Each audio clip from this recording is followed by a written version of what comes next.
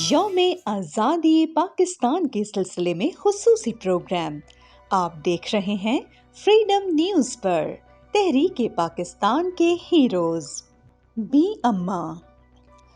اماں مولانا محمد علی جوہر اور شوکت علی جوہر کی والدہ رامپور کی رہنے والی تھیں۔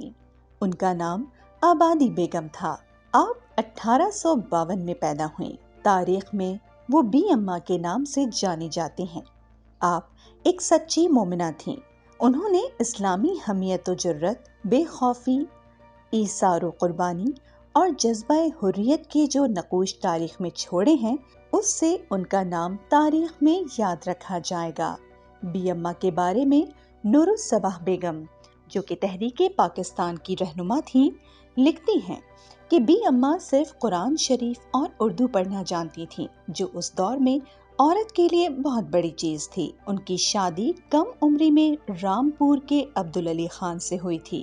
بی اماں کے والد 1857 کی جنگ آزادی میں بھرپور طور پر شریک ہوئے تھے۔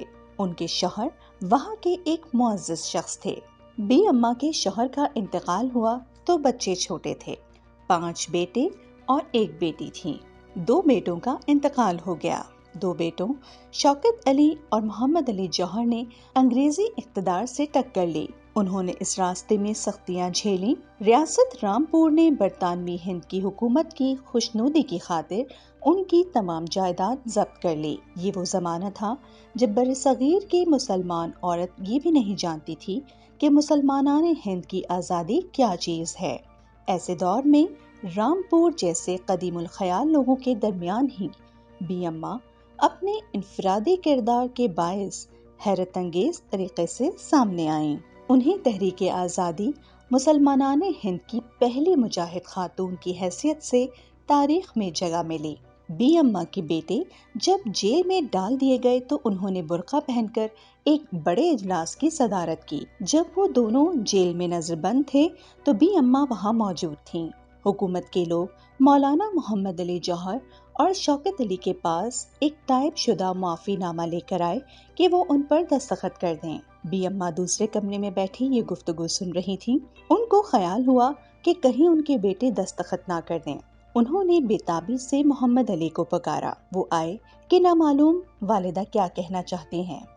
بی اماں بولی، تم دونوں بھائی معافی نامے پر دستخط نہیں کرو گے، اور اگر تم نے دستخط کر دیے تو میں نہ تمہارا دودھ بخشوں گی اور نہ تمہاری شکل دیکھوں گی، نہ تم کو کہیں گھر کے اندر آنے دوں گی۔ بی اماں نے 30 دسمبر 1921 کو آل انڈیا لیڈیز کانفرنس سے خطاب کیا، جس میں ہر مذہب کی خواتین شریک تھیں۔ انہوں نے اس میں کہا کہ بہنوں، خدا کا قانون مردوں اور عورتوں کے لیے یکساں ہیں۔ قومیں مردوں اور عورتوں دونوں پر مشتمل ہوتی ہیں۔ ملک کے لیے جو فرائض مردوں پر عائد ہوتے ہیں وہی عورتوں پر۔ ہندوستان کی یہ انتہائی بد نصیبی ہے کہ یہاں کی عورتیں عیش و آرام کی عادی ہو گئی ہیں اور خود کو حب الوطنی کے فرائض سے الگ کر لیا ہے۔ آپ نے 1888 کو مولانا محمد علی جوہر کو مزید تعلیم کے لیے انگلستان بھیجا۔ جنگ عظیم 1914 سے 18 کے بعد برطانوی سامراج نے خلافت عثمانیہ کو اپنی سازشوں کا نشانہ بنایا اور اندرونی اور بیرونی سازشوں کے ذریعے ترکی کی خلافت کا خاتمہ کر دیا تو مسلمانان ہندوستان میں غم و غصے کی لہر دوڑ گئی۔ خلافت کی بحالی کے لیے زبردست تحریک چلائی گئی۔ مولانا محمد علی جوہر اور شوکت علی نے بی اماں کے ساتھ مل کر ملک کے طول و عرض کے دورے کیے اور مسلمانوں کی غیرت کو جھنجھوڑا۔ 1921 میں دونوں بھائیوں کو انگریز حکومت نے گرفتار کر لیا اور مقدمہ چلانے کا حکم دیا۔ اس مقدمے کی سماعت کراچی کے خالق تینہ ہال میں ہوئی۔ نومبر 1924 میں بی اماں کا انتقال ہو گیا۔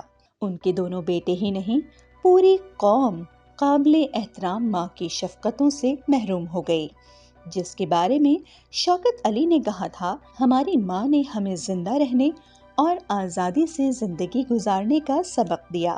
اور مولانا محمد علی جوہر کہا کرتے تھے کہ ماں کی اصل خوبصورتی اس کی محبت ہے، اور میری ماں دنیا کی خوبصورت ترین ماں ہے، اور ہمیشہ ان کا مشورہ بہترین ہوتا تھا۔ حالانکہ انہوں نے اردو کی چند ہی کتابیں پڑھی تھیں، مگر بے حد زیرک اور عقل مند تھیں۔ ملکی سیاست پر انہیں پورا عبور حاصل تھا، تو یہ تھیں وہ پہلی مسلمان خاتون رہنما جنہوں نے ہندوستان میں خاندانی جکڑ بندیوں کو توڑ کر آزادی مسلمانان ہند کی راہ میں پہلا قدم اٹھایا۔ ایسی ہی ماؤں کے پیروں تلے جنت ہے۔ آپ نے سنا تحریک پاکستان کے ہیروز میں آج بی اماں کو۔ یوم آزادی پاکستان کے سلسلے میں خصوصی پروگرام آپ دیکھ رہے ہیں فریڈم نیوز پر۔